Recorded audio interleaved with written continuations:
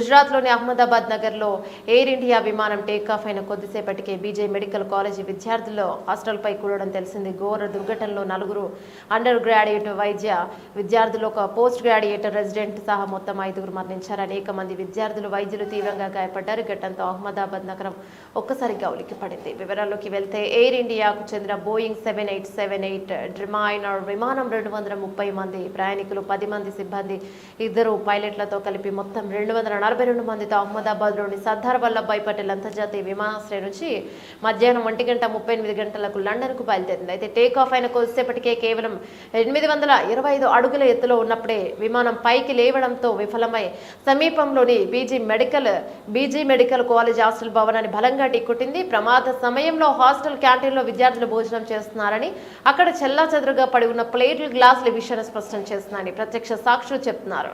Hostel mess గోడ కూడా ప్రమాద తీవ్రతకు దెబ్బతిన్నది. విమాన శకలాలు హాస్టల్ భవనంలోకి చొచ్చుకుపోయిన దృశ్యాలు భయానకంగా ఉన్నాయి.